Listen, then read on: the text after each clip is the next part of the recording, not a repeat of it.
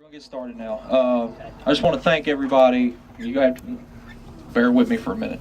I just want to thank everybody for coming out today on behalf of Dennis's family, all his friends. On behalf of everybody, thank you from the bottom of my heart, their heart, and from the bottom of Dennis's heart. Because a big thing about Dennis, and I think what makes this so tragic, not just losing him, but Dennis was such a good guy. Like, I don't think there's anybody anywhere that can say that Dennis ever wronged them. Dennis never did anything wrong to anyone, ever. Every time you saw him, he was smiling, he was laughing, he was cutting up. He was just an all-around, once-in-a-lifetime good guy. Period. So thank you very much for coming out, showing your support. I want to thank Chris and P and Terry for coming out to help us get this word out and bring the awareness around Dennis's situation and helping us to find justice for this just beautiful person that didn't deserve that. He didn't deserve it, period. So thank you for coming out. We're going to have a few speakers, say a few words. Ricky's going to say a prayer and say a few words, and then once that's done, we'll let the balloons go. You're more than welcome to take your candles or take a candle if you don't have one right now. You can take it home in remembrance of this day. And again, thank you very much for being here and helping us in this fight to find justice. Thank you. Sorry, what's your relation to him? Lifelong friend. I want to reiterate, what Brandon said, that you all are an important part of this advocacy-driven campaign as it relates to violence in the city. Brandon contacted me well over a month or so ago, and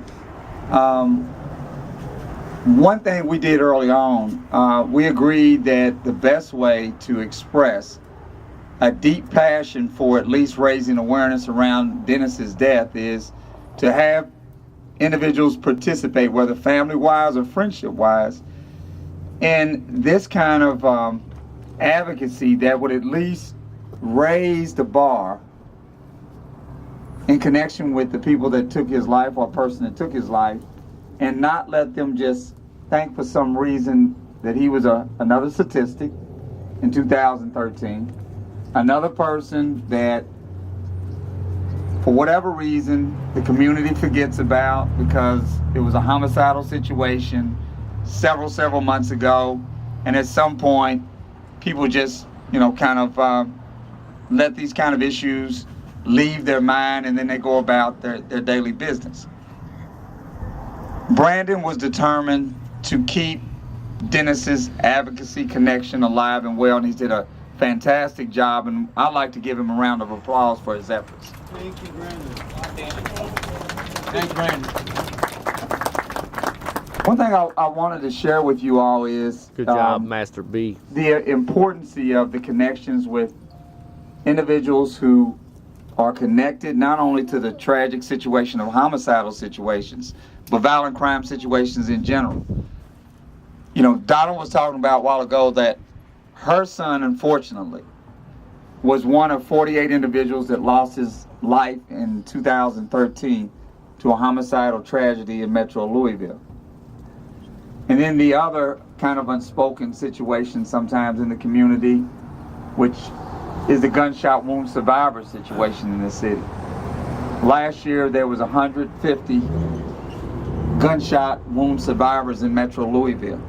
Well, people hit by gunfire, and 48 of those unfortunately lost their lives, and unfortunately Dennis was one of those out of the 150 and the 48 that lost their lives. The key thing now is for you all to choose to be a part of an advocacy connection as far as anti-violence advocacy for him. It doesn't mean you have to go door to door. That doesn't mean you have to get out in the neighborhoods and really stop crime, as we would think that we have the power at some level to deter crime. But the bottom line is constant advocacy is worth the time. I mean, it's just like cancer. We don't have a cure for cancer. But people advocate all the time about preventive ways as it relates to not catching cancer, trying to minimize the whole possibility of catching cancer. And some things we just don't have within our power to stop. And when a determined mind is determined to hurt somebody, sometimes we just don't have the power to intervene and stop that determined mind. One part of my messaging is about the children, because that's an important part of the message. Donna, family members, and Brandon alike chose early on to befriend a person who does not even live here in Metro Louisville, but he lives way out in Beverly Hills, California. Percy Robert Miller, his celebrity name is AKA Master P, invited Donna and some of their family members, Brandon, and the children, especially the children, to come with him last week, or the week before last, to the KFC Yum Center to participate in a recognition of his work with children, and to have those children that would represent Dennis's interests be on center court with him, because he said, bigger Chris than me getting a recognition from the athletic department as it relates to my work with children in this community and otherwise. It's about showing a hopeful light through children as it relates to these tragedies, because he's a homicide survivor himself. He knows firsthand what it's like to have that physical energy removed from a family and friendship circle within a snap of a finger. So he invited the family to be with him for the University of Louisville Cardinals game with Temple. Everybody had a nice time. They had a nice interaction with him. And he wants to send his best wishes to these family members.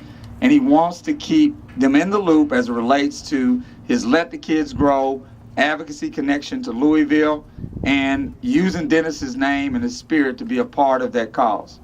So lastly, as I wrap it up and get ready to turn it over to Terry Taylor from Interfaith Path to Peace, every time these situations occur, one thing I've noticed over the years, in a decade plus in this advocacy work, the children are always the motivational presence that keeps us from collapsing. Don't ever forget that. That even in tragic times when you just feel like you want to give up, and Donna feels like the next day is not even worth being a part of or connected to, every time you look in the face of a child, it motivates you to get up, and knowing that you're still on this earth for a purpose. And as it relates to you all, Dennis is definitely that connected purpose now. So keep expressing yourself through being a part of this reflection ceremony today, through the balloons, the candles, and otherwise just kind of give some good energy out.